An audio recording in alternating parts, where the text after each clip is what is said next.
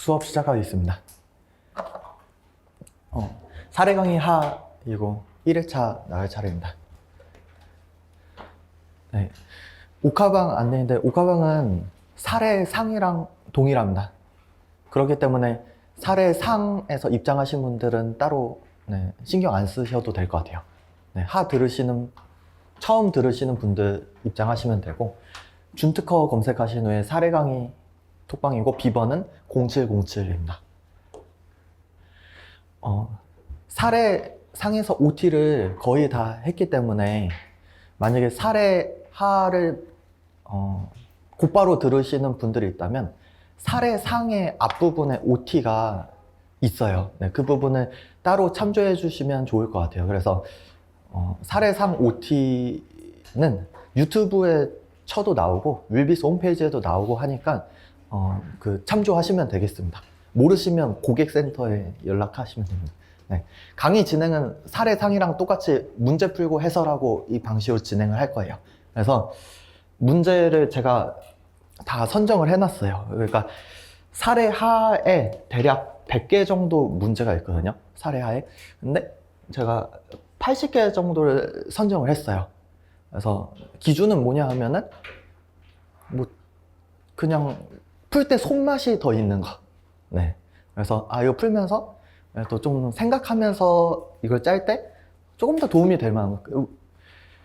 그래서 그냥 주관적으로 이렇게 선별해 놓은 거니까 여러분들은 만약에 사례 하가 끝나더라도 혼자서 그냥 책 볼 때는 그냥 이걸 고려하지 않고 보셔도 상관없어요. 그래서 저는 임의로 수업 때 나갈 문제 80개 선정해 놓은 거고, 왜냐면은 이게 강의가 8일치이기 때문에 하루에 10개 정도씩 풀면은 되지 않을까 생각을 해서 80개 선정을 해 놓은 거예요. 그리고 자료 나눠드렸죠. 이거 사례하 랜덤 모의고사 형태로 해서 제가 A, B 이렇게 나눠놨어요.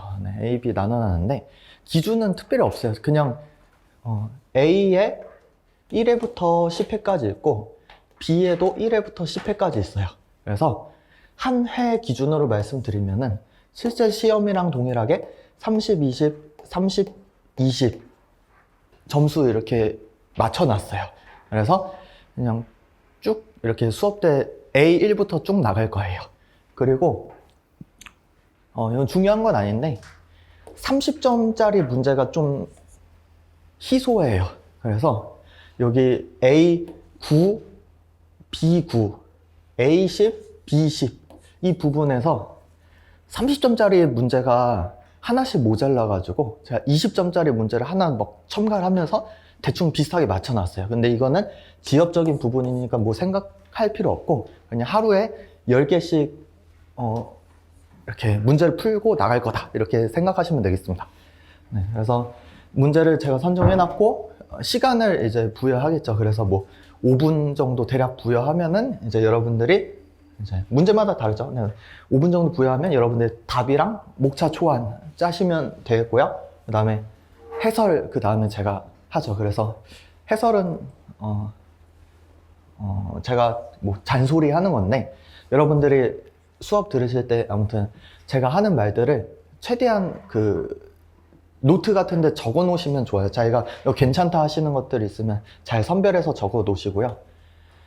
그 다음에 이거는 특별한 건 아니고 이제 그냥 목차 잡는 방법인데 논점별로 목차를 잡아야 되고 그 다음에 주논점, 부논점 항상 구별하세요. 그래서 자기가 논점이 3개다 하면은 이 중에 B가 중요한 거, 그 다음에 C는 적당히 중요한 거, A는 살짝 중요한 거, 이런 식으로 해서 목차를 짠 다음에 어떤 걸 더 강하게 쓸지 이렇게 표시를 하시면 좋고, 여기 안에 하위 목차 같은 것도 다 짜시면은 좋아요. 그리고 목차를 짤 때는 내가 해당 목차가 이제 법조문에 근거한 것인지 판례에 근거한 것인지 옆에 표기를 해주시면 좋겠죠. 99조 1항, 특허권 이전 이런 식으로. 그 다음에 사안 포섭도 결론 도출을 하면서 이게 논리 구조가 있으면은 A라서 B고 B라서 C고 C라서 D고 이런 식으로 상한포섭을 좀 시간 남으시면 다 작성을 해보세요. 네. 네, 별표 강약 조제 말씀드렸고, 그 다음에 보론. 보론은 뭐 보론 별로 쓸 일이 없을 거예요. 그리고 보론을 쓸 때는 제가 뭐 입법론이다 하면 보론이라는 목차 대신 입법론 이런 식으로 목차를 짜야지 교수님이 읽겠죠. 네, 그래서 이거는 강의 도중에 필요하면 말씀드릴 거고, 네, 나머지는 사례 강의 상 OT를 참조하시면 되겠습니다. 그래서 이제 A1-1 네. A1이라는 소리는 A에서 1회차가 있는 것이고, 여기서 문제 1을 의미하는 거예요.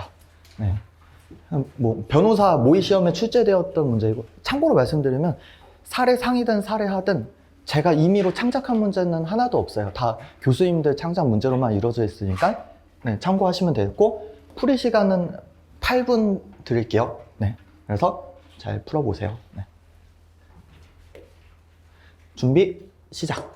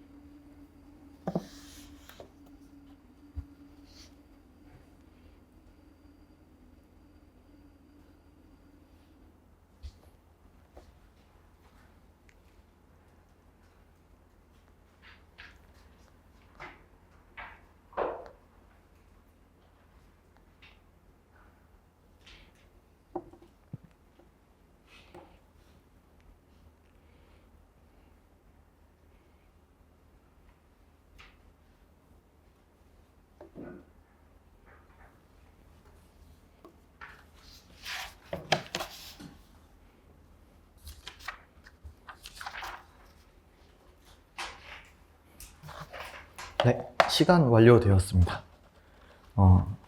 첫 문제 풀었는데, 문제를 푼 다음에 해설을 찾는 법은 그 B의 맨 뒷페이지 보면은 이렇게 표가 있거든요. 그래서 여기 맨 뒷장은 B형이고, 거기서 한 장 넘기면 A형이 있는데, A1-1에, 네, 보면은 교재는 3-17, 네, 페이지 기준으로는 442페이지예요. 그래서 442페이지에 가면은 방금 푼 문제가 딱 있어요. 네. 그래서 여기 이제 문제가 있고 이제 해설을 할게요. 네.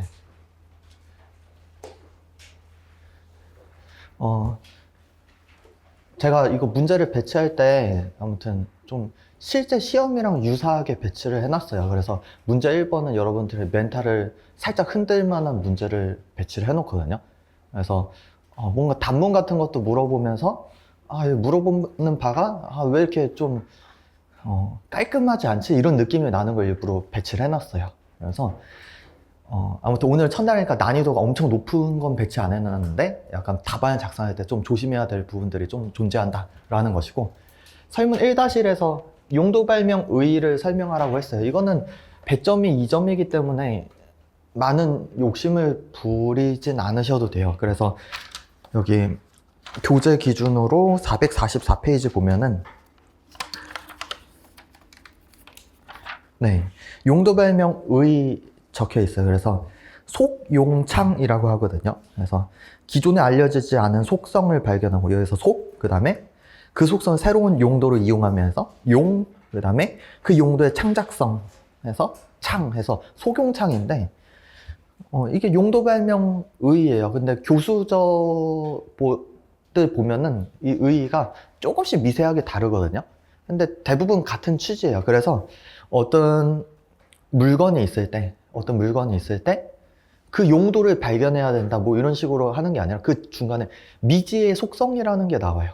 그래서 예를 들어 고무다 하면은 고무에 이제 기존에 알려진 탄성 속성을 이용하면 그건 용도 발명이 아니에요. 예를 들어 고무에 알려지지 않았던 뭐 양리 효과를 발견했다, 이런 식으로 하면 용도 발명으로 이어질 수 있죠. 그래서 여기서 제일 중요한 거는 기존에 알려지지 않은 속성을 발견했다, 그걸 새로운 용도로 이용했다, 그러면은 용도 발명이 되는 거예요. 그래서 여기서 이제 사안이 적혀 있어요. 네, 사안이 적혀 있는데 이거는 말씀드린 바와 같이 단문 문제라도 그냥 좀 사안과 연관돼서 할 말이 있으면 뭐라고 써주면 돼요. 그래서 이거는 형식적인 사항이고 필수적 기재 사항은 아닌데 적어 놓으면은 득점상 유리할 수는 있다, 이 말이에요. 그래서 이 사건 발명은 메타이르세 나이트 염에 항암 효과를 밝힌 의약용도 발명에 해당한다. 그래서 이 사건 발명 의약용도 발명이구나, 이렇게 써놓은 거예요. 네. 그래서 이렇게 하면은 2점이 찰 거예요. 2점이 찰 거고, 여기에 뭐 추가적인 다른 내용도 언급할 수 있어요. 대표적으로 뭐죠? 네. 뭐 2조 1호에 자기 창고, 이걸 먼저 언급한 다음에 창작이어야 된다. 그래서 원래는 발견이면 안 되는데 여기 발견에 창작성이 인정되면 예외적으로 특허의 보호 대상이 된다, 이런 식으로 가면서 빌드업을 할 수도 있어요. 근데 저는 배점이 2점이라서 이걸 적을까 아니면은 사안을 적을까 고민을 하다가 이건 너무 그냥 학술적인 느낌이 나기 때문에 사안에 이 발명은 의용발이다, 이런 식으로 적어놨어요. 그래서 이거는 취향에 따라서 자기가 어떤 걸 더 적고 싶으면 더 적어도 돼요. 네. 그 다음에 1-2번. 네, 1-2번. 용도를 발견하는 화학 발명의 특징에 대해 설명하시오. 그래서 이런 것도 이제 기본적인 내용이에요. 그러니까 이게 그 중특허 수험서 같은 데도 다 적혀 있고, 그 다음에 이제 교수저 같은 데도 적혀 있어요. 대표적으로 분류하는 게 뭐죠? 발명의 분류 방법이 되게 많은데 기계 발명이냐 화학 발명이냐 뭐 이런 식으로 나눌 수도 있잖아요. 뭐 물건 발명이냐 방법 발명이냐 기본 발명이냐 계란 발명이냐 단독 발명이냐 공동 발명, 되게 발명을 나누는 기준이 되게 많거든요. 근데 여기서는 화학 발명의 특징을 말하랬어요. 그래서 화학 발명의 특징 하면은 이제 뭐 실험 데이터가 필요하다, 뭐 이런 얘기가 나와야 되거든요. 근데 어떤 발명의 특징을 설명하려면 그 화학 발명이 아닌 거랑 대비했을 때 어떤 특징이 있냐 이런 식으로 설명을 해야 되기 때문에 저는 기계 발명과 화학 발명 이런 식으로 접근을 한 거고, 이걸 설명할 때는 사실 법조문으로 설명할 만한 게 많지는 않아요. 그래서 우리 특허법에는 발명이라는 용어가 많이 등장하지만 이제 뭐 기계 발명, 화학 발명하면서 카테고리나 뭐 발명 성질로 이제 규정하는 게 거의 없으니까, 네, 저는 판례를 통해 이걸 배점을 채우는 게 좀 괜찮겠다 이렇게 생각을 했어요. 그래서 네, 판례하면은 용도를 발견한 화학 발명의 특징, 일단 문제에서 제시한 대로 목차를 일단 따져줬어요. 네, 그래서 여기 기계 발명과 차이 판례에 있어요. 그래서 기계 발명은 뭐죠? 구성만으로 효과가 예측이 용이하다. 근데 화학 발명은 구성만으로 효과 예측이 떨어진다. 뭐 이런 얘기들 있잖아요. 그 판례를 일단 먼저 넣어 주시고, 그 다음에 이거는 이제 필수적 기재는 아니에요. 의학용도 발명의 경우 실험리의 요구해서 원칙적 접근 이거 적었거든요. 그래서 사실 용도를 발견하는 화학 발명 중에 제일 대표적인 애가 의학용도 발명이에요. 네. 그리고 이 문제에서 당의 발명이 마침 또 의학용도 발명이에요. 그래서 이걸 적은 거예요. 그래서 양리 기전이 출원 전에 명확히 밝혀졌다는 특별한 사정이 없는 이상 뭐 양리 효과를 실험 데이터로 뭐 적어야 된다. 이 취지의 판례 있죠. 이것까지 적어주면은 배점이 대략 4점 정도 차요. 네, 이 판례가 생각보다 여러분들이 알고 있는 것보다 조금 길어요. 그래서 뭐 예측 가능성 막 하면서 막 길잖아요. 실험의 과학이니 하면서. 그래서 이거 두 개를 적어주시고, 저는 여기에 마지막에 또 사안을 적었어요. 그래서 사안에서 동그라미 1번에 이 사건 발명 화학 발명이자 의학용도 발명이다. 이거 적고, 따라서 출원 전 양리 기전이 명확히 밝혀진 경우와 같은 특별한 사정이 없는 한 발명 설명 양리 데이터 등을 기재하여야만 발명이 완성되었다고 볼 수 있다 해서, 아무튼 이게 용도를 발견하는 화학 발명의 특징이 되는 거죠. 그리고 제가 이 판례를 여기서 적어준 이유가 있어요. 이 판례 사실 그 다음 설문에서 적어줘도 돼요. 왜냐면은 이 다음 설문에서 뭘 물어보죠? 발명자 판단에 대한 부분을 물어보거든요. 거기서 발명자 판단에서 화학 발명 발명자 판단 어떻게 하죠? 실통발구완이라는 판례가 있어요. 그래서 실험을 통해 발명 구체화하고 완성하였는지 이걸 따져야 되는데, 근데 이 요건이 하나 있어요. 이렇게 판단하는 화학 발명은 뭐냐면, 이제 실험 데이터가 없으면 완성되었다고 보기 어려운 화학 발명인 경우에는 실통발구안으로 판단하겠다. 이런 식으로 가요. 그래서 여기서 요건이 뭐죠? 실험 데이터가 없으면 완성되었다고 보기 어려운 발명인데, 그게 사실 여기서 저는 설문의 배치 순서상 여기다가 이제 이 내용을 좀 써주면서 다음 스텝으로 진행하는 게 좋다. 그래서 해당 이 화학 발명의 발명자 판단 판례는 당연히 다음 설문에서 적지만, 그 전에 이 요건을 판단하는 것은 여기 1-2번에서 적는다. 그래서 저는 교수님이 문제를 이렇게 순서대로 배치한 것에 나름의 의미를 혼자 부여하면서 이 형태로 문제를 푼 거예요. 그래서 여러분들이 물론 단문 문제다 보니까 100점만 채워주신다면은 뭐 특별히 뭐 큰 차이는, 점수 차이는 발생하지 않겠지만, 저 나름대로 문제를 해석하면서 최대한 출제 의도, 교수님 문제를 왜 이 순서로 배치해놨지? 여기다가 뭘 쓰면서 이렇게 빌드업을 하라는 거지? 이거를 고려해서 풀었으니까 여러분들도 아, 저 강사님은 저렇게 생각하는구나, 이 정도로 이해해 주시면 되겠습니다. 네. 그래서 내용을 적고, 그 다음에 1-3에서 여기서 이제 3가지 정도 물어보죠. 발명자 의의, 발명자 권리, 그 다음에 발명자에 해당하는 자가 누구인지. 네. 그래서 이게 어떻게 되죠? 물어본 바는 항상 목차로 좀 들어가 주시면 좋아요. 네. 그리고 여기 안에 내용들 같은 경우에 여기 이제 발명자 의의에 관련해서 판례들이 밑에 많이 배치되어 있거든요. 그래서 뭐 기사 창실기 해야 된다, 뭐 이런 내용들 판례가 있잖아요. 기술적 사상의 창실.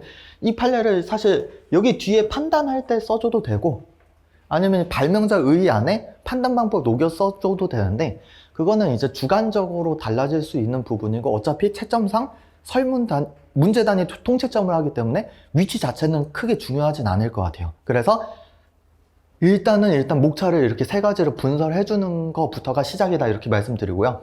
발명자 의의하면은 이거는 사실 발명을 한 사람, 발명을 한 사람, 뭐 발명을 한 자, 뭐 이런 식으로 할 수 있어요. 의의 같은 게.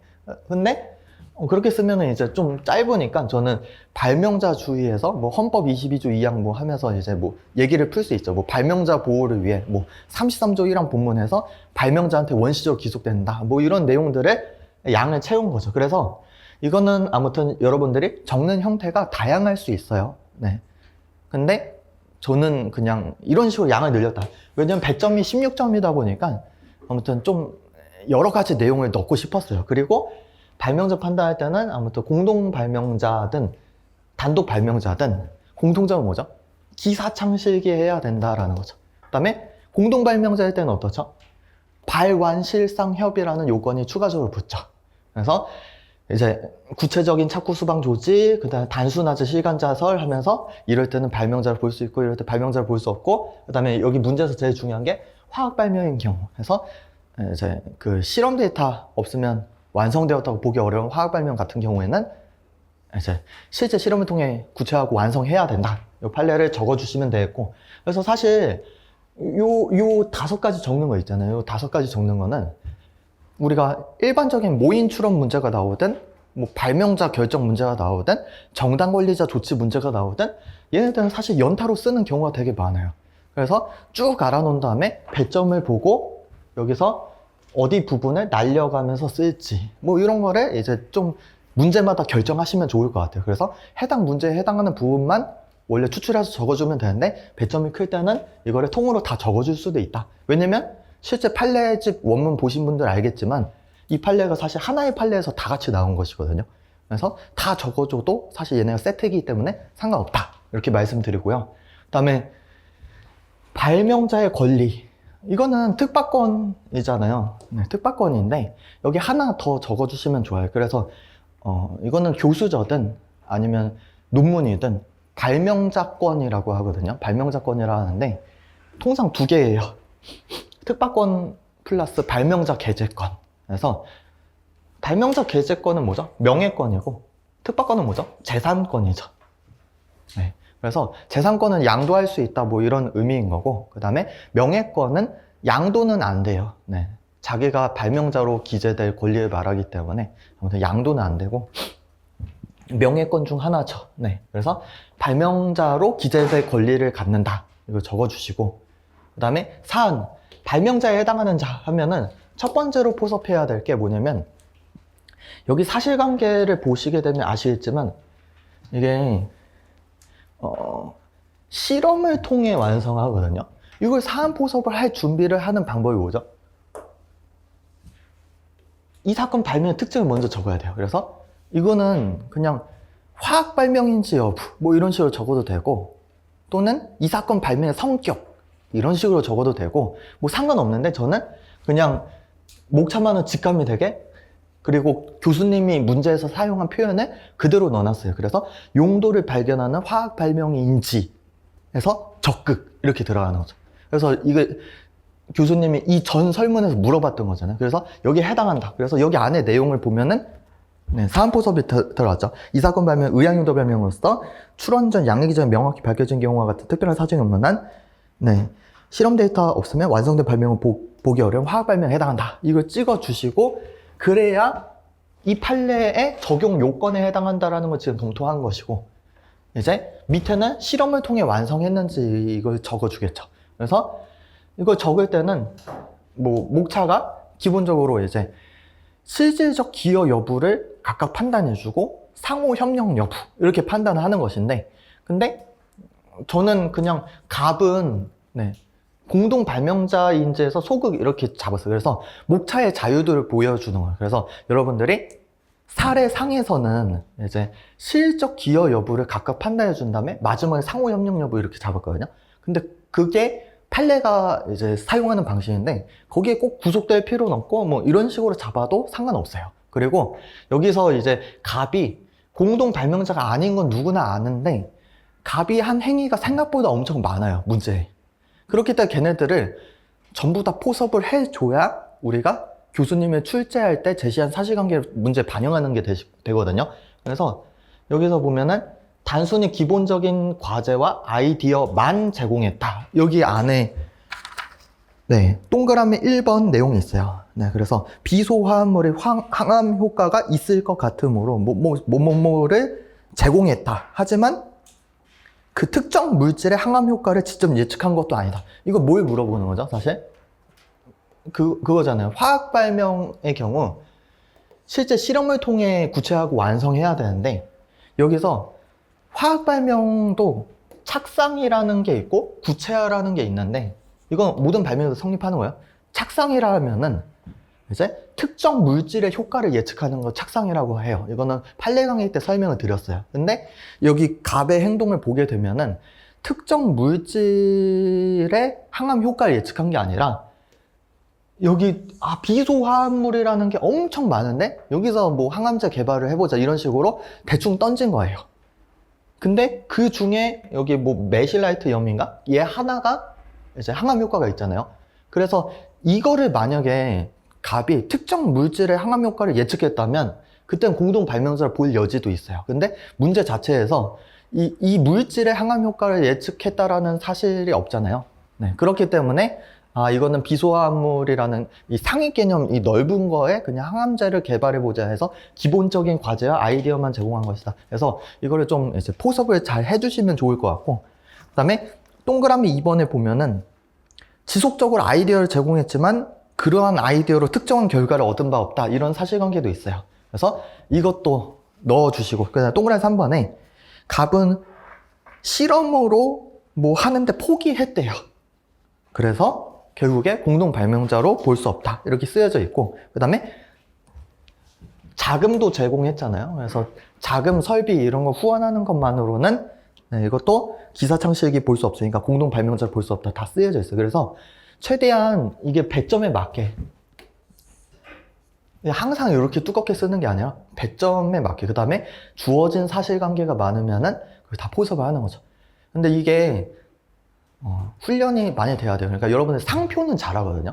상표는 사실관계 있으면 다 긁어다 유사 판단하고 뭐 인식도 판단하고 다 하는데 특허는 그거를 많이 스킵을 하시는 것 같아요. 그래서 이런 것들은 이제 잔소리니까 넘어가고, 그 다음에 을미 병이 공동 발명자인지 할 때는 여기에 꼭 그걸 써줘야죠. 여기 함께 실험을 통해 확인했으니까 네, 실통 발구완으로 포섭을 해주시고 실질적인 상호 협력까지 포섭을 해주시고, 네, 그래서 공동 발명자다. 네, 그래서 이걸 목 잘 뜯어서 하셔도 되고, 네, 그냥 묶어서 하셔도 되는데 그건 이제 취향에 맞춰서 하시면 돼요. 그래서 소결 보면은 이제 공동 발명자에 해당하는 자는 을미병이다 해서 결론은 다들 맞춰 주셨겠죠. 네. 그다음에 마지막 설문. 요거 사실관계가 사실 그거잖아요. 묵시적 지분 이전 그 실제 판례를 살짝 변형을 해 놓은 거잖아요. 그래서 여기 뭐 상당한 기여를 한 다음에 이제 공동 명의로 출원을 하는 사실관계까지 나와 있잖아요. 그래서 이 문제의 마지막에는 이게 양도 가능성, 그 방법 쓸 때 그 방법과 관련해서 명시적으로도 이전 가능하고 묵시적으로도 이전 가능하고 전부 이전도 가능하고 지분 이전도 가능하고 이런 것들을 다 써줘야 되겠죠. 그래서 배점이 8점이에요. 이걸 비교 설명하래요. 비교 설명하라고 하면은 이건 사실 단문 문제예요. 단문 문제인데 사실관계에서 묵시적 지분 이전 여지가 있다 이런 것까지 다 사안 포섭을 저는 해줬어요. 네. 그러니까 여러분들 글 읽으면서 만약에 이 뒤에 설문 3번에 지분 이전이 되었는가 이걸 물어보는 게 따로 존재한다면 여기서 그 사안 포섭 할 필요가 없는데 여기 이제 다른 설문에서 물어보지 않으니까 여기서 사안에서 이제 묵시적 지분 이전 여지가 있다 이런 거 다 넣어 주셔야 됩니다. 그게 이제 출제 의도에 최대한 부합하겠죠. 네. 그래서 일단 저는 특파권 양도, 특허권 양도 두 개를 일단 적었어요. 그래서 여기서 두 가지 물어봤죠. 양도 가능성 그 방법, 양도 가능성 그 방법. 그래서 당연히 양도 가능하죠. 네. 그래서 얘는 37조 1항, 얘는 99조 1항. 그 다음에 방법은 사실 이거는 배점을 보는 거예요. 사실 묵시적 지분 이전만 저는 적을까 했는데 배점이 8점이니까 출원전 승계는 38조 1항, 그 다음 출원전 승계는 38조 4항 뭐 이런 거 써주고, 그 다음에 묵시적 지분 이전 가능하다, 그 다음에 여러 가지 기여도 고려해서 가능하다. 그래서 판례까지 넣어주면은 대략적으로 이제 그 양이 차요. 양이 차고 특허권 이전과 관련해서는 적을 게 많진 않아요. 그래서 양도관에서 99조 1항 적고, 그 방법은 101조 1항에서 계약뿐만 아니라 등록까지 해야 넘어간다. 이 내용을 적어주시면 돼요. 그 다음에 이 사안은 이제 여기까지만 적었으면 고득점이 가능한 거고, 이 사안까지 적으면 이제 초고득점으로 올라갈 수 있어요. 근데 이거는 아마 문제가 물어보는 바가 사례형 문제가 아니기 때문에 아마 이게 실제 시험에 나왔으면 10명 중 한 2명 정도만 적었을 것으로 예상이 됩니다. 그래서 적어주면 좋겠죠. 그래서 을과 병의 개발 계약이라는 게 설문에 있거든요. 여기 보면은 개발 계약이라는 게 있는데 이거에 따르면 개발 성과물은 특허권이 을에게 기속하도록 하였다. 이렇게 쓰여져 있어요. 그러면은 보세요. 우리가 이전 설문에서 풀었죠. 공동 발명자는 누구죠? 공동 발명자는 을과 병이에요. 근데 특허권은 누구한테 기속한다고요? 을한테. 그러면은 이 개발 계약 내용을 보면은 특허권이 을한테 기속한다고 했는데 이게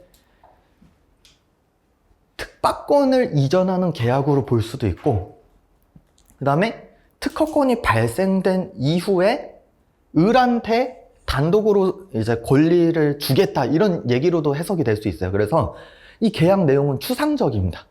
그래서 문제에서 제시할 때 뭐라고 했죠? 양도 가능성을 물어봤어요. 특박권의 양도 가능성, 특허권의 양도 가능성 둘 다 존재합니다. 네, 그래서 제 거 사안포서 보세요. 쌍가로 1번에 을과 병의 개발 계약해서 동그라미 1번에 이거는 그대로 문제를 옮겨놓은 거예요. 을과 병 개발 계약 내용에 따르면 을과 병의 개발 성과물인 특허권은 을에게 기속하도록 하였다. 근데 동그라미 2번에 이는 병의 특허를 받을 수 있는 권리의 지분을 전부 을에게 이전하는 계약일 가능성도 있지만 을과 병이 공동 출원을 하여 공유 특허권을 발생시킨 후 병의 특허권의 지분을 전부 을에게 이전하는 계약의 가능성도 있다. 해서 이 계약 내용은 특박권을 이전시킬 가능성인 경우로 해석될 수도 있고, 특허권이 발생된 이후에 그 권리를 이전시킨다라는 그런 해석 가능성도 있어요. 그래서 문제에서 양도 가능성이 있으니까 둘 다 존재한다라고 적어줘야 되겠죠. 네. 이거는 사실 이 당시에 특허법원 판례가 원래 있긴 있었어요. 이거 매칭 특허법원 판례가 있는데, 뭐 특허권을 공유하기로 한다 이런 계약을 하잖아요. 그러면 특박권을 이전한다는 계약으로 볼 수도 있는 거고, 특허권을 발생시킨 이후에 지분을 넘겨주기로 한 것으로 볼 수도 있거든요. 그래서 이게 두 가지 가능성이 혼재되는 양자역학이죠. 양자 중첩 상태이다. 네. 아무튼 네. 그리고 이제 여기 갑의 권리. 갑의 권리는 뭘 언급을 해줘야죠? 갑은 발명자가 아니잖아요. 갑은 공동 발명자가 아니에요. 이걸 언급해 주신 다음에 여기서 뭐 뒤에 보면은 여기 제가 직접 그 문제는 안 써놨네요. 여기 사실관계 보면은 마지막에 을은 갑과 공동 명의로 출원하여 특허권을 취득하였다 뭐 이런 내용이 있잖아요. 그러니까 묵시적 지분 이전 여지가 있다, 뭐 가능성이 있다, 이 내용을 써줘야 돼요. 그래서 제 거 446페이지 교재 보면 갑의 권리에서 개발 성과물에 대한 갑의 권리에 대해서는 어떠한 규정도 없다 해서 문제에 제시된 거를 일단 이거를 넣어주시고, 그 다음 동그라미 2번에 갑은 발명자가 아니지만 상당한 기여가 인정된다면 묵시적 지분 이전 여진이 있다. 이렇게 써줘야 이 문제가 온전히 풀리는 거겠죠. 그래서 문제 1번 같은 경우에 아무튼 이게 제가 좀 괜찮은 문제라 생각했어요. 뭐냐면 여러분들이 모르는 내용이 많이 등장하는 건 아닌데 그 아는 내용을 살짝 비틀어서 물어보거든요. 그때도 내가 여기서 고득점을 치고 나가려면은 제시된 사실관계들을 꼼꼼히 하면서 여기 다 반영을 좀 해주시는 형태로 답안을 작성해야 돼요. 그래서 제 답안이 뭐 A급이다 이런 걸 말씀드리는 게 아니라 여러분들이 누구나 다 아는 논점에 묵시적 지분 이전이 나오더라도 이거 답안에 적고 안 적고에 따라 이제 점수 차이가 발생할 수 있다. 이 정도는 인지를 해주셔야 됩니다. 그래서 오답 노트에 꼭 적어 놓으세요. 단문 형태로 나오더라도 사안포섭 여지가 있으면은 꼭 할 것. 특히 판례 사실관계가 제시된 경우에는 더더욱 그러하다. 이렇게 알고 계셔야죠. 네. 그래서 만약에 그 사안포섭 다 하신 분이 있다면 잘 하신 거예요. 네. 그 다음 문제로 갈게요. 네.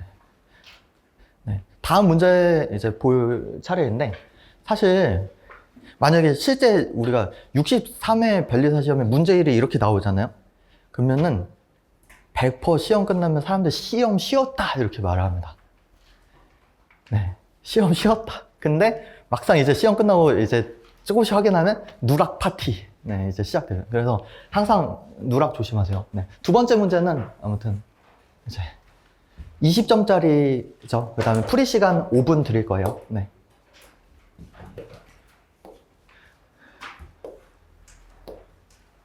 준비, 시작.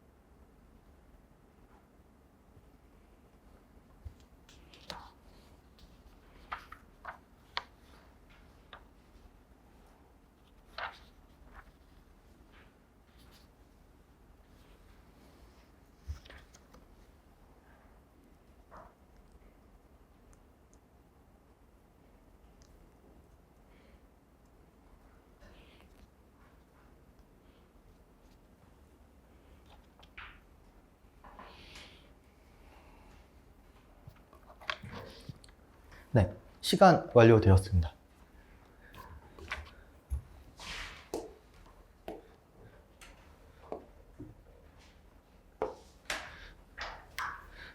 네, 문제 2번은 이제 교재 기준으로 506페이지에 보면 있어요. 네.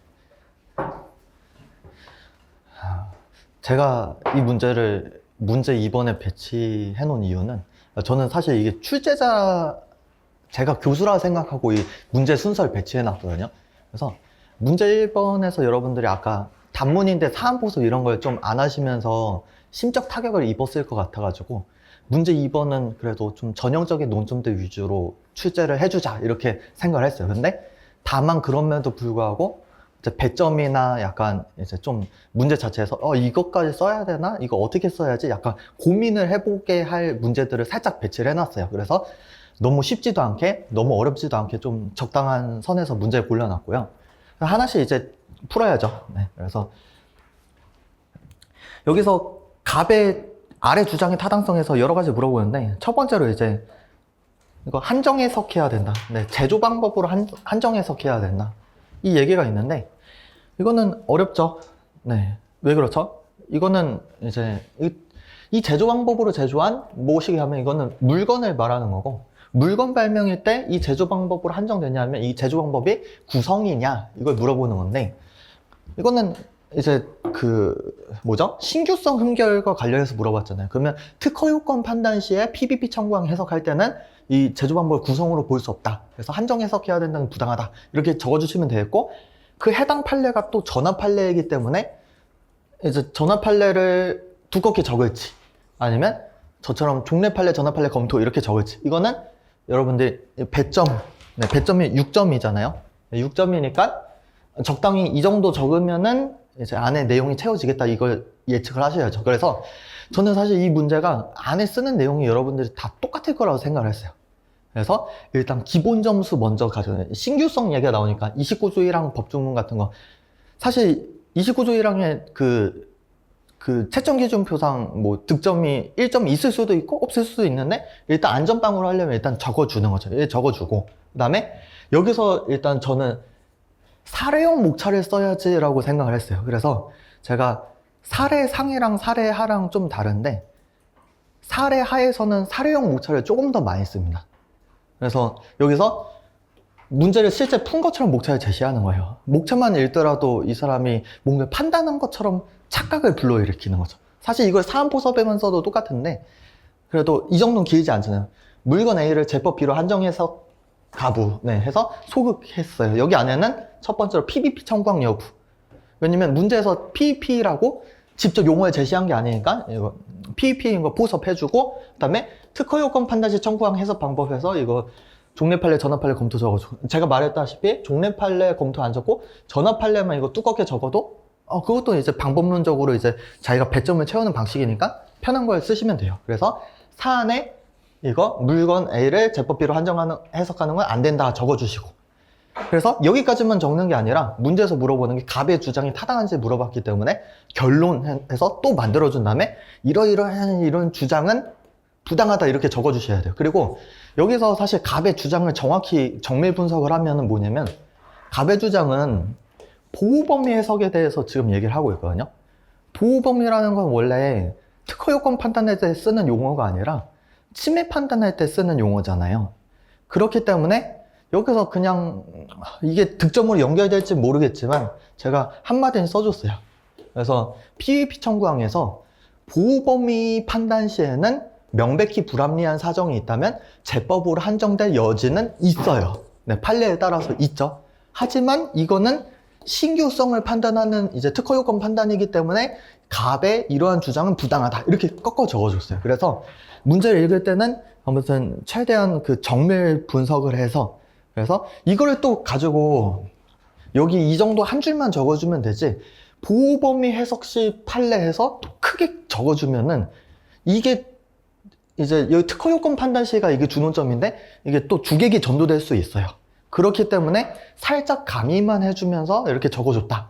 그리고 사실 이거는 안 적어줘도 무방한데 조금 더 잘 푼 티를 내려고 이렇게 좀 해준 것에 불과하다. 그래서 여러분들이 아무튼 문제를 읽다 보면 나중에 아는 게 많아지잖아요. 아는 게 많아지면은 뭔가 티를 내고 싶어요. 근데 티를 낼 때는 이걸 이제 별도로 이게 보호범위 해석시 그 해석 방법을 이거 부각시킬지 안 시킬지 그 각도기까지 재야 돼요.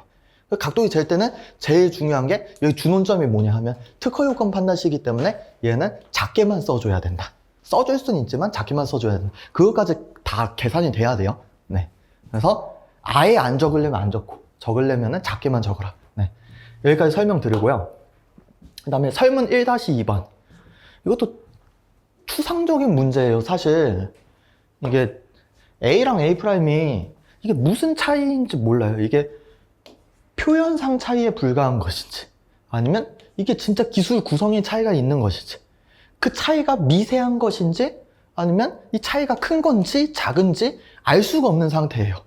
알 수가 없는 상태인데 이 문제를 이 새끼가 왜 냈을까 이렇게 생각해 봐야 돼요. 교수가 이걸 나한테 물어본 거는 진보성으로 가면 되는데 왜 이걸 신규성으로 문제 삼는지 이거를 이제 포인트로 둔 것 같은데 근데 문제 자체로는 이게 실제적으로 이게 신규성 위반인지 아닌지 알 수가 없단 말이에요. 얘가 나한테 뭘 쓰라는 걸까? 고민을 해봐야죠. 그래서 에라 모르겠다. 저는 사실 이거 답안 적는 방법이 되게 많은데 저는 1번 목차를 그냥 그래서 저도 투망식으로 날렸어요. 교수님이 문제를 투망식으로 날렸으니까 저도 답안을 똑같이 투망식으로 날린 거예요. A와 A'이 동일하지 않다고 단정할 수 있는지 소극 이렇게 달아놓았어요. 그러면 교수님이 이거 안에를 어떻게 읽든 상관없이 아무튼 이게 동일하지 않다고 단정할 수는 없다라는 제 의사가 전달이 될 거예요. 그래서 여기 안에는 동일의 의미, 동일의 범위를 적어줬는데 여기 동일의 의미에는 사실 그걸 적어줬죠. 뭐냐면 이게 우리가 신규성 판단에서 동일성 판단을 할 때 이게 표현 형식 차이만으로 동일성 판단을 할 것인지 아니면 기술사상 실체에 착안해서 실질적 동일성 판단을 할 것인지 이거 논의가 있거든요. 이게 어떤 논의냐면 1974년 전에는 진보성이라는 게 우리 법에 없었어요. 그렇기 때문에 동일성의 범위를 확장 해석해서 아무튼 동일성을 되게 넓게 해석했는데 진보성 규정이 들어오고 나서 동일성의 범위를 좀 좁혔단 말이에요. 근데 이 좁혔을 때 이 동일의 범위가 완전히 동일한 것만 말하는지 그래도 실질적으로 동일한 것까지 포함되는지 이 논의를 여기 써주는 거죠. 그래서 나도 허접은 아니야 새끼야 이거를 보여주는 거예요. 그래서 이거는 이렇게 답안을 쓸 수도 있고 다른 방식으로 쓸 수도 있어요. 그래서 학설에 이게 구성 요소를 대비할지 뭐 중요 부분을 대비할지 작용효과를 대비할지 이거 준특허에 보면은 각주의 학설이 있어요. 그래서 이거는 주지점형 학설이거든요. 신규성 판단할 때 동일의 의미를 어떻게 잡을 것인지 해서 판례는 이제 기술사상 실체에 착안해서 판단한다 해서 실질적 동일성을 유지합니다. 그래서 완전한 동일뿐만 아니라 실질적 동일까지 판례가 포섭을 하는 형태인 거고 그래서 판례가 타당하다 해주시고 그리고 실질적 동일의 범위가 어디까지냐 하면은 어디까지죠? 여기 협의의 동일까지죠. 네, 신규성에선. 그래서 과구주부 세요미차 이 판례 써주는 거예요. 그래서 사안에서 A랑 A'이랑 뭐가 다른데 이게 사소한 차이인지 아닌지 모르기 때문에 이거를 동일하지 않다고 단정할 수는 없다. 그러니까 동일하지 않다고 단정할 수 없으면 어떻게 되는 거죠? 갑의 주장은 부당하다 이렇게 갈 수가 있는 거예요. 그래서 이렇게 갔다. 그래서 이 판례를 뭐 이런 식으로 배치할 수도 있고 다른 형태로 이제 답안을 작성할 수도 있는데 이거는 여러분들의 자유도가 높은 문제예요. 그래서 이건 수험생이 1100명이다 하면은 아마 답안 형태가 되게 다양한 가지수로 나눠질 수 있는데 저는 이런 식으로 잡았다. 그래서 참조용으로 그냥 봐주시면 좋을 것 같아요. 네. 그래서 이거 다른 형태로 어떻게 잡을 수 있죠? 제가 이 전 버전에서는 어떻게 잡았냐면은 전 버전에서는 동일의 의미 판례 그 다음에 동일의 판단 방법 판례 그 다음에 이제 실실의 동일 판례 그 다음에 실질적 동일 판례. 그래서 이거를 이제 1번이라는 목차 안에 판례 이렇게 넣어놨어요. 판례 한 다음에 여기 안에서 네가 신규성 판단에서 궁금한 판례가 있으면 알아서 봐라 이렇게 한 다음에 2번에 사안에서 이러한 주장은 아무튼 부당하다 이런 식으로 갔거든요. 그러면 이렇게 써놓으면은 내가 판례로서 답안을 작성했지만 내 답안의 논리 흐름이나 이런 게 좀 보이진 않는 것 같아요. 그래서 내 논리 흐름을 좀 직관적으로 보여주기 위해서는 좀 이런 사례형 목차를 제시해서 흐름을 보여주고, 그 다음에 네가 원하는 게 진보성 흠결이랑 이제 신규성 흠결이랑 그 동일 범위를 어떻게 설정할지 문제이기 때문에 네가 원하는 학설을 정확하게 써주게 하면서 저는 이렇게 잡은 거죠. 그래서 이렇게 답안을 작성할 수도 있고 뭐 다른 형태로 답안을 작성할 수도 있는데 그건 자유다 말씀을 드립니다. 근데 저는 아마 제가 교수면 이런 답안에 조금 더 점수를 더 주지 않을까? 이렇게 생각하는 거예요. 그러니까 이걸 가지고 막 1점이 올라간다 막 이렇게 말을 하는 게 아니라 그냥 전체적 인상이 좀 얘는 문제를 푼 티가 나네? 이런 걸 줄 수 있는 거예요. 그래서 참조하시면 되겠고, 네. 그 다음에 설문 1-3번. 이거는 배점이 3점이에요. 3점인데 어떻게 접근할지. 네. 이거는 사실 제가 특별히 할 게 없고 판례 하나 적고 그냥 결론 적었어요. 그래서 뭐 이건 사실 판례 자체가 이 결론을 사실 나타내고 있는 것이거든요. 그래서 이거 보면 목차가 엄청 길어요. 그래서 이거는 그냥 여러분들한테 한번 딱 보여드리려 했어요. 목차가 엄청 긴데 적을 수 있는지 하면 적을 수 있어요. 목차를 두 줄로 적어도 되는데 우리가 아마 시험장에서 문제 풀면은 한 과목당 목차를 두 줄로 적는 경우는 전체 중에 하나 될까 말까? 이렇게 될 거예요.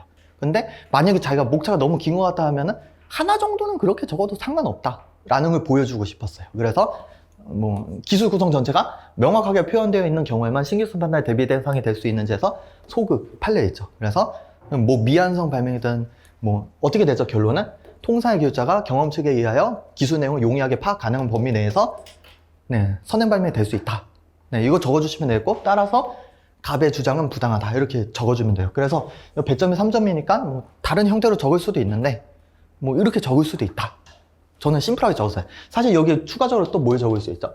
추가적으로 기술 내용이 명확하게 표현되어 있는지 물어보면은 이건 사실 반포된 가능물 계제거든요. 이 판례 여러분들 기본서 보면 반관계에서 계제의 의미로 접근을 해요. 그래서 계제는 기술 내용이 거기에 담겨 있는 걸 말하는데 통상의 기술자가 기술 내용을 파악할 수 있어야 계제되었다고 볼 수 있다 이런 식으로 가는 것이거든요. 그래서 반포된 가능물 계제의 뭐 내용을 법조문이랑 좀 적어주면서 이렇게 스텝 바이 스텝으로 갈 수도 있어요. 네. 근데 저처럼 바로 이걸 이렇게 갈 수도 있는데 그거는 이제 자기가 이제 답안 양을 늘려주고 싶을 때는 이걸 적어주면서 반관계로 접근을 할 수도 있다. 그래서 여기까지 설명드립니다. 그래서 특허 같은 경우에는 아무튼 그 기본서 자체의 목차를 전부 다 암기해 놓을 필요는 없거든요. 근데 만약에 주소 설정이 정확히 되어 있으면은 이런 식으로 하면서 좀 상위 개념을 적을 때 용이할 수는 있어요. 네. 그래서 이 부분 참고 말씀드리고요. 그 다음에 설문 2번. 이거는 사실 원래 배점이 6점이었거든요. 근데 제가 좀 줄여놓은 거예요. 네. 그래서 5점으로 줄여놨는데 확선 위반이냐면 이거 사람이라면 확선 위반이다 가죠. 네. 문제에 제시된 사실관계 그대로 적응을 하면 확선 위반인데 근데 배점이 5점이잖아요. 그래서 이 늘리는 방법은 자유예요. 네. 그래서 저는 이 정도 작성을 했는데 일단 법조문 확선 넣어줬고 그 다음에 요건, 사실 의의랑 요건이랑 크게 다를 바 없는데 그냥 또 중원본 반복을 해줘요. 그리고 이게 막 정밀하게 암기돼서 들어갈 필요는 없고 대충 선출원에 최명도에 기재되어 있으면은 그거가 동일하면은 확선 위반이다 뭐 적당히 하시면 돼요. 적당히 하시고 저는 사실 이 문제 풀 때 어디서 차별화를 할까 두 가지를 고민했어요. 그래서 사례집 이 전판에서는 어떻게 차별화를 했었냐면 사실 사례 한 포섭을 늘리지 않고 여기에 판례가 판시한 취지를 썼었어요. 그래서 그 확선도 판례가 판시한 취지가 있거든요. 그게 기본서 보면 생각보다 좀 두껍게 있어요. 그래서 좀 이런 학술적인 내용 적어주면 교수님들이 좋아하지 않을까 이렇게 했는데 이번 판에서 이 판례가 판시한 취지를 삭제하고 차라리 교수님이 이게 사안 포섭할 때 그 사실관계를 적극적으로 다 제시를 해줬으니까 그걸 목차로 그냥 따버리자 해서 하나씩 한 거죠. 그래서 갑의 출원이 선출원이다. 그 다음에 을 출원 후 출원 공개가 되었다. 그 다음에 최명도에 기재된 발명과 동일하다. 이런 내용으로 이거 세 개가 아무튼 충족된다는 사실관계 제시돼 있으니까 여기 다 넣어준 거죠. 그래서 결론 위반이다. 이렇게 간 거예요. 그래서 이 문제는 아무튼 5점이기 때문에 인위적으로 양을 늘려줘야 된다. 그래서 우리 시험 문제에 보면은 배점이 내가 원하는 형태로만 나오는 게 아니다. 그때 각자의 방식으로 양을 늘려주면 된다. 너무 신경 쓸 필요는 없다. 이렇게 말씀드립니다. 그래서 여기 문제 2번까지 설명을 드렸고요.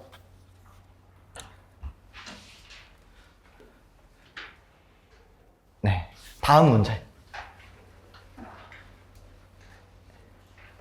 네, 문제 3번이고 풀이 시간은 6분 드릴게요.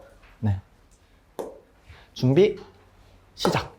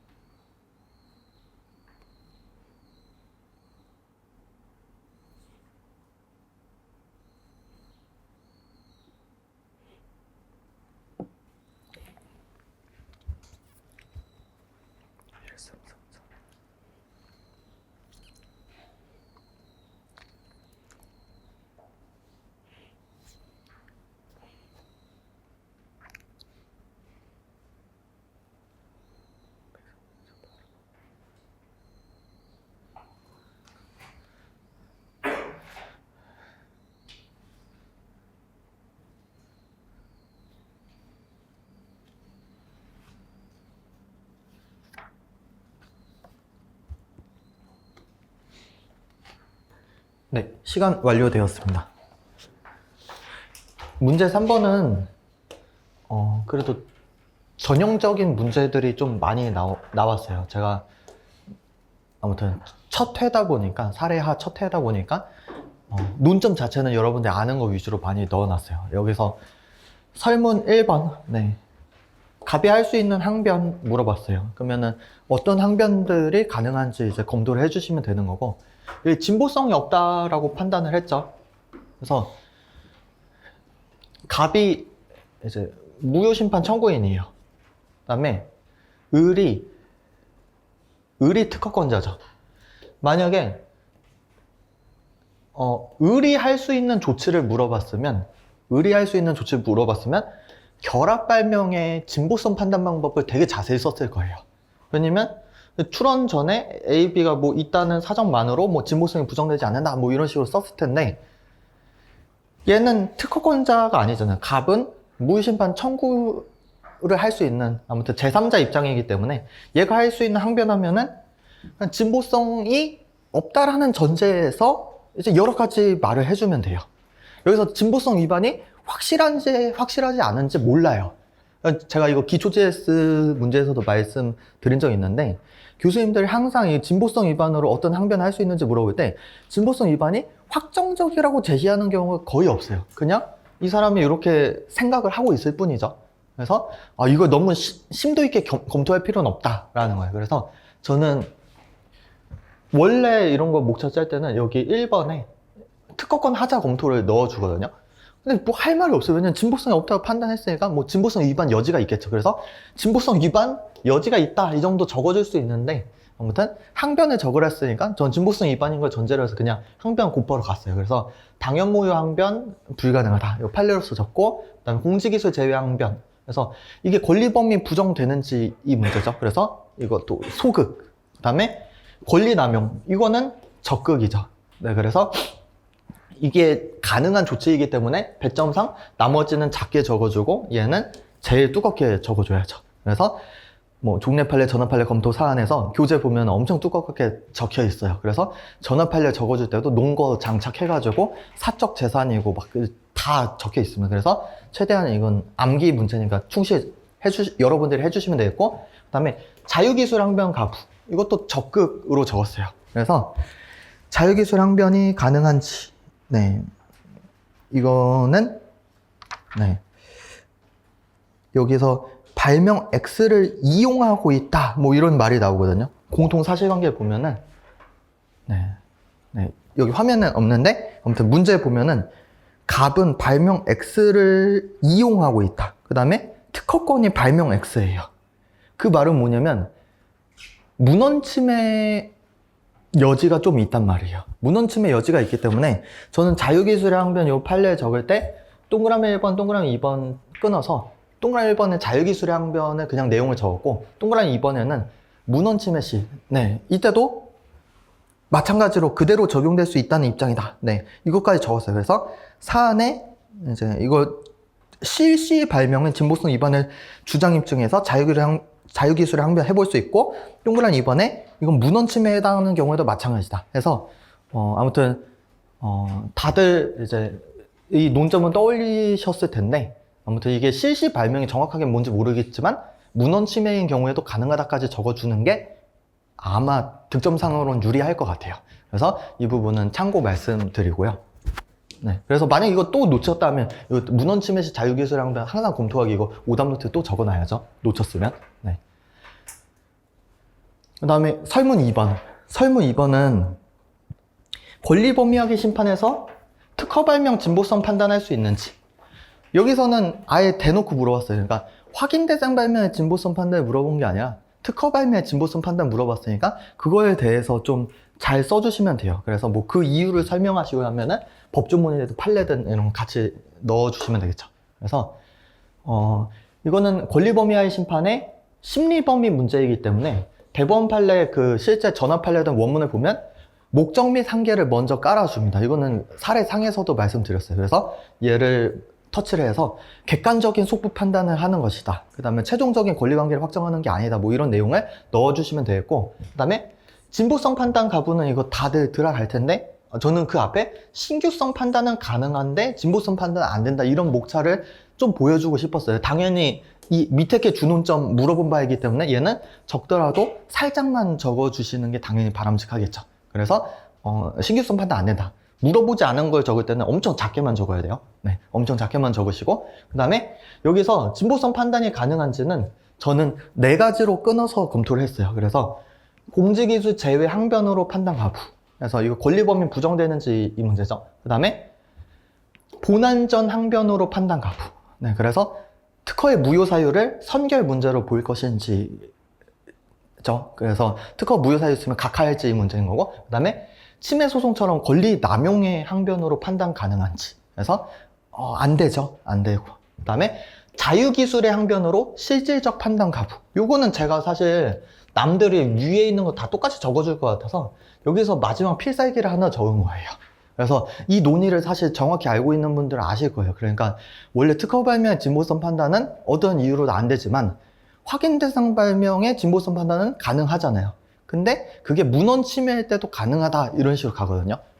네, 문헌 침해일 때도 가능하다. 그 말은 뭐냐면 특허 발명의 진보성 판단이 실질적으로 이루어지는 건 가능하다. 그러니까 형식적으로 판단하는 건 안 되는데 실질적으로 판단이 수행되는 것까지는 가능하다. 이런 식으로 가는 거예요. 그래서 이거는 필살기니까 필살기라고 해서 또 막 엄청 강하게 적으면 또 이제 문제에서 요구한 것보다 더 많이 적은 게 될 수 있으니까 요 정도까지. 그래서 이제 강약 조절을 할 때 여기서 어떤 걸 제일 강하게 적어주냐 하면은 전원 판례 원문을 보시면은 다수 의견이 아무튼 다루는 내용이 이게 권리범위 부정되는지에 대해서 다뤄요. 그래서 신규성 위반일 때는 권리범위 부정되는데 진보성 위반일 때는 권리범위 부정되지 않는다 해서 전환 판례 놓은 거 어떻게 되죠? 다수 의견?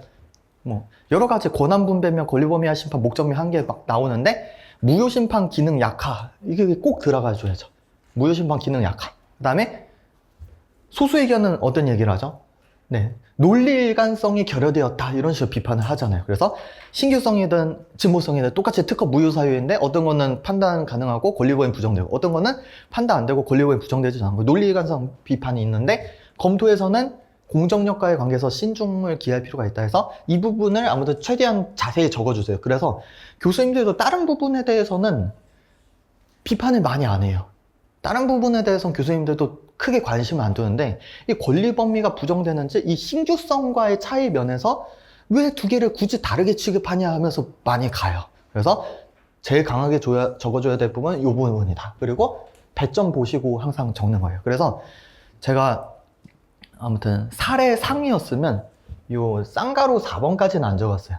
사례 상이었으면. 근데 사례 하에서는 얘를 필살기로 꺼내서 적은 거죠. 왜냐면 이런 게 하나씩은 있어야 이제 조금 이런 단조로운 문제에서 이제 차별점을 내는 거죠. 그래서 결론하면은 진보성 판단 안 된다 한번 마무리 해주시고 다만 자유기술 항변 시 문헌침해 판단하는 경우에 실질적으로 판단이 이루어질 수 있다. 이렇게 적어주시면은 아무튼 조금 차별화가 될 것 같아요. 여기까지. 그 다음에 다음 설문. 다음 설문은 특허권자가 무효 심판에 대응해서 취할 수 있는 조치를 물어봤어요. 이거는 사실 그래도 좀 많이 나오는 거예요. 심사 단계랑 차이가 뭐죠? 심사 단계일 때는 거절 이유가 타당하냐 부당하냐에 따라서 의견서를 제출할지 보정을 할지 달라지는 건데 근데 무효 심판 단계에서는 어떻게 되죠? 무효 심판 단계에서는 무효 사유가 타당한지 부당한지에 따라서 이걸 그냥 다툴지 뭐 답변서 제출할지 아니면 정정을 청구할지 이게 달라지는 거죠. 그래서 배점이 4점이니까 5반은 안 했어요. 네, 그래서 1번에 대응 전략. 그래서 이제 진보성 위반 주장이 타당한지 판단한 후에 아래와 같은 조치를 취할 수 있다. 그래서 내 논리 구조를 보여줬고 그 다음에 2번에 진보성 위반이 아니라고 판단되면은 다툼. 그래서 답변서 147조가 법조문에 적혀 있는데 이거는 필수적 기재사항은 아니에요. 그냥 답변서를 제출할 수도 있고 답변서 제출 기간이 지나면 의견서를 제출할 수도 있고 그런데 그런 건 실무적인 거라 그렇게 중요하진 않고 우리가 무효 사유가 부당하면 다툰다. 네, 다툼 이렇게 적어주시면 돼요. 그 다음에 3번에 진보성 위반이라 판단되는 경우에 정정. 네, 여기가 이제 조금 저는 출제 의도라고 봤어요. 왜냐면은 뒤에 설문을 보잖아요. 설문 3-2번을 보면은 의뢰 대응 조치에 대한 병의 지위 이렇게 나오거든요. 이게 시시권자의 조치인데 의뢰 대응 조치가 정정일 때 정정 동의권이 있다. 이걸 적어줘야 돼요. 그러면 앞에 문제에서 의뢰 대응 조치로 여기서 정정을 좀 적어줘야 되는구나, 이렇게 출제 의도구나, 이걸 눈치채셨어야죠. 그래서 당연한 거지만 아무튼 특허의 정정제도 해서 특허권 방어권 보장을 위한 제도가 있다 해서 정정심판에 대해 정정 청구돼 있다 해주신 다음에 정정심판 청구하는 거 안 된다 해서 무효심판 계속 중에 안 되죠. 그래서 136조 2항 법조문 넣어주시면 되겠고, 그 다음에 정정 청구가 가능하다 해서 무효심판 절차 내에서 가능하다 적고, 그 다음에 기타 조치. 사실 원래 여기까지만 적으면 돼요. 4점짜리라서 이 정도만 적으면 충분한데, 근데 조금 더 차별화하고 싶다면 기타 조치. 특허권 양도, 심판 취하합의, 심결 취소 소송 계속 중 정정심판 등을 고려해 볼 수 있다. 그래서 아무튼 뭔가 다 아는 내용인데 아무튼 좀 간절함을 살짝 보여준 거예요. 그래서 올해 그 62회, 아무튼 가장 최근 변리사 시험에서도 조치 문제일 때 대부분 사람들 기타 조치로 한 줄로 막 하면서 꾸겨 넣어서 마지막에 조금씩 이제 간절함을 보여줬거든요. 그래서 고득점자 분들도 이런 거를 이제 하는 거예요. 그러니까 뭐 자기가 이게 뭐 점수가 뭐 들어갈지 안 들어갈지 모르겠지만 아무튼 넣어줘서 나쁠 건 없어. 그래서 여력이 되면은 이런 식으로 넣어주면 된다. 그리고 사실 전 기타 조치에 사실 적는 것 중에 제일 제가 핵심을 생각한 건 그거였어요. 심결 취소 소송 계속 중 정정심판. 왜냐면 위의 내용 중에 무효심판 계속 중에는 정정심판이 안 된다 136조 2항을 적어줬잖아요. 근데 심결 취소 소송 계속 중에 정정심판은 가능하잖아요. 그래서 이거를 좀 적어줘서 뭔가 교수님이 살짝 생각을 한다면 이 자식 센스 있네 이런 느낌을 살짝 주고 싶었어요. 근데 그건 이제 교수님 주관에 따라 좀 다를 수 있겠죠. 그래서 이런 식으로 어필을 할 수 있구나 말씀드리고요. 그리고 이게 왜 기타 조치로 들어갔죠? 그 심결 취소 소송 계속 중 정정심판? 현재는 무효심판 단계고 심결 취소 소송 제기가 안 됐기 때문에 이거를 기타 조치로 한 줄로 넣어준 거죠. 그래서 이런 식으로도 할 수 있다 말씀드리고요.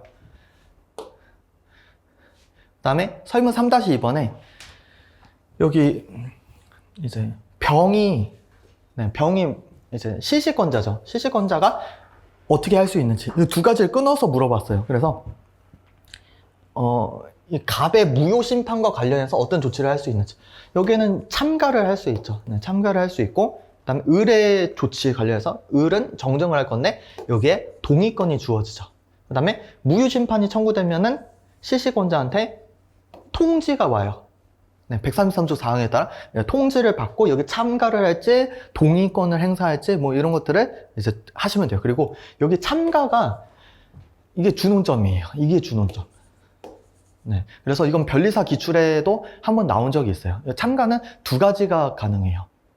두 가지. 그래서 특허권자 측으로 보조 참가를 할 수도 있고, 무효심판 청구인 측으로 당사자 참가를 할 수도 있어요. 그래서 그리고 이 당사자 참가를 할 때는 항상 그걸 써줘야 돼요. 실시권자의 청구인 적격, 전업 판례를. 왜 써줘야 되냐면 당사자 참가는 청구인 적격 가진 사람만 할 수 있으니까 이걸 써줘야 되는 거고. 그 다음에 보조 참가는 왜 할 수 있는 거죠? 이거는 이제 자기 권리가 소멸될 수 있잖아요. 특허권 소멸되면 실시권 소멸되니까 이걸 써줘야 되고, 보조 참가, 법률상 이해관계 가능하다. 그리고 여러 개의 조치가 가능할 때 뭘 써줘야죠? 조치별 실익. 사실 특허권자는 실시권자한테 잘해야 돼요.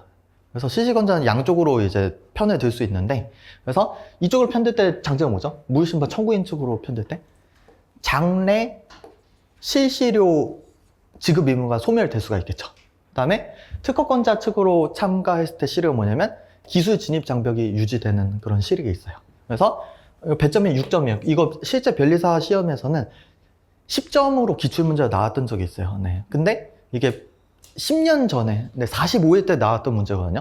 근데 교수님들 특강에서 이거 계속 돌려서 계속 내요. 그러니까 교수님들도 반복적으로 출제하는 문제가 있어요. 그래서 사례상을 보고 사례하에 보면은 그게 또 나온다 하면은 그거는 아직도 계속 출제를 하고 있구나, 이렇게 인식을 해주시면 돼요. 그래서 이거는 저도 GS에 가끔씩 내죠. 그래서 알아두셔야 됩니다. 그래서 문제에서 물어본 게 두 가지니까 두 가지 일단 끊어서 적었어요. 그래서 무효심판 관련 조치, 그 다음에 의뢰 대응 조치 관련 조치 이렇게 끊어서 적었고, 사실 전 이 문제가 사실 스트레스 좀 받았던 부분이 어디냐면은 이 표현이에요. 병의 지위를 설명하시오라고 했거든요. 그러니까 조치를 쓰시오랑 사실 똑같은 말이긴 한데 지위를 쓰라고 했어요. 그래서 여러분들 만약에 이거를 조치를 지위라고 바꿔서 써도 상관없어요. 근데 답안 내용은 어차피 똑같습니다. 네, 그래서 이렇게 할 수도 있고 저렇게 할 수도 있다. 그래서 아무튼 말씀드리면 첫 번째로 이제 무효심판 관련해서는 이제 무효심판 청구 통지를 받고 청구인 측으로 참가할 수도 있고 특허권자 측으로 참가할 수도 있는데, 청구인 측 참가는 당사 참가고 특허권자 측 참가는 보조 참가. 그래서 각각 이제 조치가 여러 개니까 조치별 실익을 적어줬어요. 네. 조치별 실익 적어줘. 여기 다 판례로 들어가는 거예요. 여기 전환 판례 들어가고 여기도 대법원 판례 들어가고. 그래서 답안 보면은 판례가 다 써져 있습니다. 그래서 이게 100점이 6점이라 그렇지, 만약 100점이 10점, 100점이 10점이잖아요. 이 부분이 두꺼워집니다.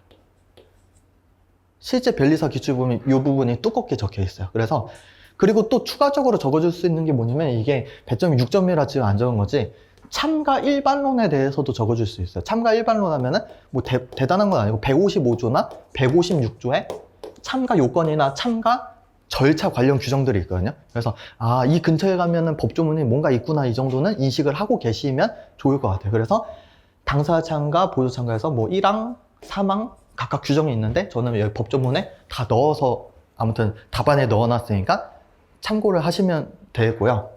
그 다음에 의뢰 대응 조치 관련해서는 아까 말한 대로 정정 동의권에서 136조 8항. 근데 이거는 원칙적으로 정정 동의권이 있어요. 예외적으로는 정정 동의권이 없어요. 뭐죠? 실시권자가 무효심판 청구인이 되는 경우에는 정정 동의권이 없는 거예요. 그래서 원칙적으로 정정 동의권이 있다, 이 정도 언급을 해주시면 될 것 같고요. 그 다음에 기타 조치는 사실 이제 물어보지 않은 거를 적어줌으로써 최대한 양을 늘린 건데, 기타 조치 보면은 별도의 독립된 무효심판 청구라든지 사정 변경을 이유로 한 실시계약 해지. 그래서 독립된 무효심판 청구는 당연히 당사 참가가 가능한 이상, 당사 참가가 가능한 이상 독립된 무효심판 청구도 당연히 가능할 수 있는 것이고요. 그 다음에 자기가 실시료를 지급하고 있다 하면은 이거 지급하기가 너무 싫다 하면 사정 변경을 이유로 해서 무효 사유가 존재하니까 실시계약 해지를 할 수 있다가 아니라 뭐라고 써져 있죠? 고려해 볼 수 있다, 이렇게 써져 있어요. 왜냐면 이게 법률상 무효 사유가 명백한 경우에 이 계약 해지가 가능한지, 이거 관련해서는 사실 아직 직접적인 대법원 판례는 존재하지 않는 상황이거든요. 그렇기 때문에 고려해 볼 수 있다, 이런 식으로 적어 놓은 거예요. 그래서 아무튼 여기까지 적으면 이제 추가적인 조치까지 적은 거니까 답안이 조금 풍성해지는 느낌이 있고요. 자, 한 문제 더 풀죠. 네.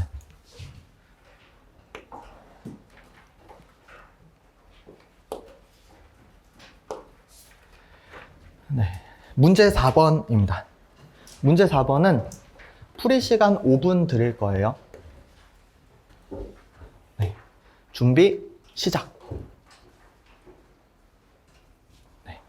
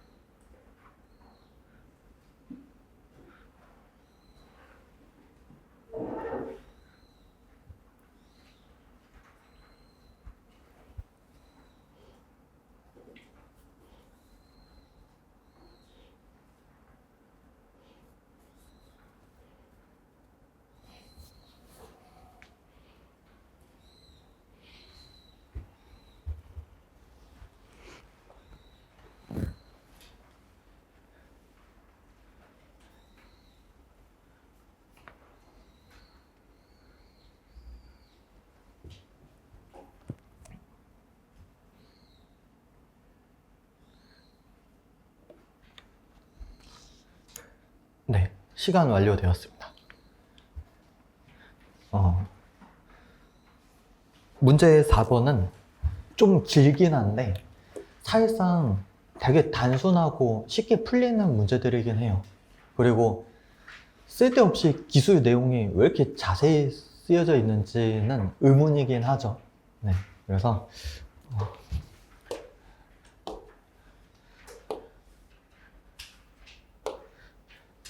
설문 1번부터 접근을 하면은 구성요소 완비 원칙상 이제 갑의 주장이 타당한지 이렇게 물어봤어요. 이 구성요소 완비 원칙을 적용을 해보라는 건데, 이거는 구성요소 완비 원칙을 적용하면 어떻게 되죠? 이 구성 2가 결여되어 있잖아요. 2가 결여되어 있기 때문에 이건 침해가 아니다 쪽으로 가는 거죠. 네, 침해 아니다 가는 건데, 배점 6점이에요. 그래서 뭐 제가 이제 침해 문제 풀 때 유보 없이 정윤화 해본 다음에 이제 보호 범위 속부가 쟁점이다 이걸 하는 거죠. 그래서 네, 다른 것은 문제되지 않으나 보호 범위 속부 문제된다.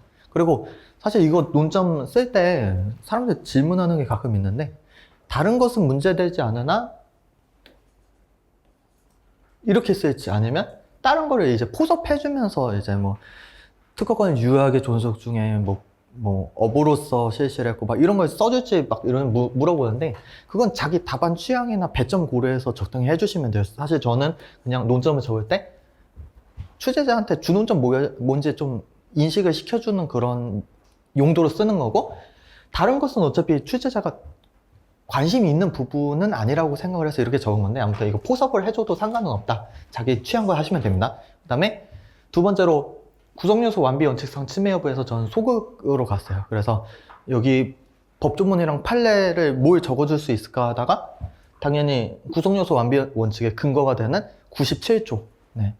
그래서 보호 범위는 청구 범위에 기재된 사항에 의해 정하여진다. 이거를 적어준다면 따라서 구성요소 완비 원칙 판례가 이제 등장하는 거죠. 그래서 구성요소 완비 원칙 판례 적을 때는 모든 구성요소뿐만 아니라 결합관계까지 포함하고 있어야 된다. 그대로 포함하고 있어야 된다. 이거 적어주시면 되겠고 그 다음에 구성 일부가 생략된 경우 그래서 이거를 사실 적을지 말지 저도 고민을 했어요. 근데 적어줘야 되겠다 생각을 했어요. 네. 왜냐면 배점이 6점이니까. 네. 만약에 저도 배점이 4점이었으면 이 생략침해 관련 판례가 이거 생략침해 관련 판례죠. 그래서 답안에 보면은 이제 청구항에 뭐 필적 구성요소 결여하면 침해가 부정되고 밑줄 가져 있죠. 그 다음에 청구항에 기재되면 모두 필적 구성요소를 보아야 한다 해서 이거 사실상 생략침해 부정하는 판례 태도인데 이게 우리가 교재를 보면은 생략침해 파트가 따로 있고 거기에 수록이 되어 있잖아요. 하지만 얘도 구성요소 완비 원칙의 연장선 입장인 판례거든요.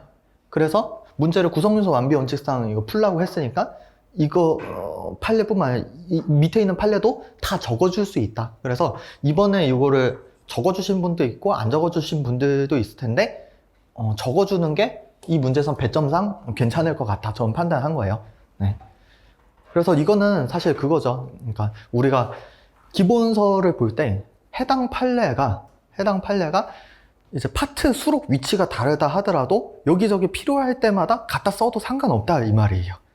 그래서 구성 일부가 생략된 경우 써줄 수 있고 그래서 사안에 아무튼 침해가 부정된다. 그래서 갑의 주장이 부당하다. 이렇게 써주면 배점이 아무튼 6점 정도 찰 것 같아요. 그리고 저랑 다른 형태로 답안을 작성해줘도 뭐 상관없다. 그래서 다른 형태다 하면 어떻게 되는 거죠? 구성 일부가 생략된 경우 이런 걸 안 적은 다음에 구성요소 완비 원칙에 의 취지 근거해서 주변 안정주의 기조하에서 뭐 제3자 예측 가능성을 위해 확보된 거다 뭐 하면서 일반론을 적어주면서 이제 들어갈 수도 있어요. 근데 저처럼 판례를 이렇게 투 스텝으로 치면서 들어갈 수도 있고 다 적어도 상관없어요. 그래서 아무튼 자기 필속에 따라 결정을 하시면 되겠습니다. 그 다음에 설문 2번. 설문 2번에서 이게 전용 실시권자가 이거 등록을 안 했잖아요. 계약만 하고 등록을 안 했는데 이거 침해금지 청구 소송하면은 안 된다 이거죠. 네. 그래서 인용될 수 있냐 하면은 인용될 수 없다 이렇게 써주시면 되겠죠. 이거는 뭘 쓰는 거죠? 전용 실시권자 아니고 이제 미등록 전용 실시권자니까 이거는 독점적 통상 실시권자 지위에 있다. 이걸 포섭해주면서 가야죠. 그래서 답안을 보면은 여기 제가 오기를 하나 발생시켰어요. 네. 오기를 하나 발생시켰는데 네, 일부러 오기를 썼어요. 네. 의뢰지가 전효시권자 이렇게 써놓으면은 독점적 통상시시권자인데 안을 보겠죠. 근데 안을 겁나 잘 써놨어요. 그래서 의리 전용 시시권자인지 소극 잡고 독점적 통상시시권자인지 적극 이렇게 잡았는데 여기서 등록의 필요성에서 이거 법조문 문제 제시되어 있으니까 넣고 아무튼 미등록이니까 전용시권자 소극이고 그다음에 독점적 통상시권 발생해서 이제 요거는 제3자 네, 부작위 의무 부담하면은 이거 발생한다 해서 이거 사안포섭 잘 해줘야 됩니다. 사안포섭 어떻게 하는 거죠?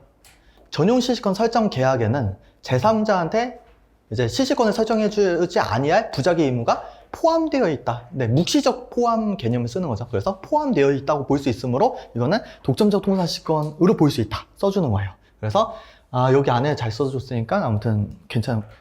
죄송해요. 사실 오기인데 원래 독점적 통상시시권자라고 써야 되는데 왜 전용 시시권자라고 쓰여져 있는지 모르겠네요. 그래서 아무튼 답안 전체를 보면은 이거는 명백한 오기가 맞아요. 네, 그래서 네. 가끔 가다가 그 질문하시는 분들이 있어요. 이게 부제목을 달았는데 여기서 오기를 쓰면 어떻게 하냐 하면은 교수님이 이게 실제 오기인지 아닌지 한번 봐요.